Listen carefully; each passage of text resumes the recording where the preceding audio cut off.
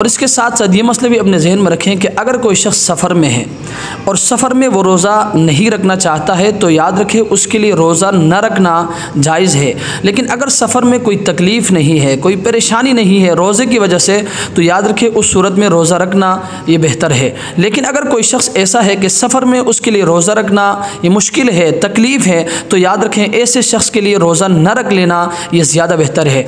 और इसके साथ साथ ये मसला भी अपने जहन में रखें कि अगर रमज़ानुल मुबारक में किसी शख्स का रोज़ा किसी वजह से फासिद हो गया तो याद रखें उस शख्स पर दिन का बकिया हिस्सा बग़ैर खाए पिए रोज़ादारों की तरह गुजारना वाजिब है। यानी अगर आपका रोज़ा टूट जाता है तो आपने न खाना है और न ही पीना है, बल्कि आपने रोज़ादारों की तरह पूरा दिन गुजारना है। और इसके साथ साथ ये मसला भी अपने जहन में रखें कि रोज़ा रखने और इफ्तार करने में उस जगह का एतबार होगा जहाँ आदमी मौजूद हो। लिहाजा अगर कोई शख्स आउट ऑफ कंट्री से यानी बाहर मुल्क से वो पाकिस्तान आता है तो उसके लिए पाकिस्तान के वक्त के मुताबिक इफ्तार करना होगा, एहतरामन लिल वक्त व मुवाफ़क़तन लिल मुस्लिमीन। अल्लाह तबारक व तआला हमें इन मसाइल को समझने की तौफ़ीक़ अता फ़रमाए। वस्सलामु अलैकुम व रहमतुल्लाहि व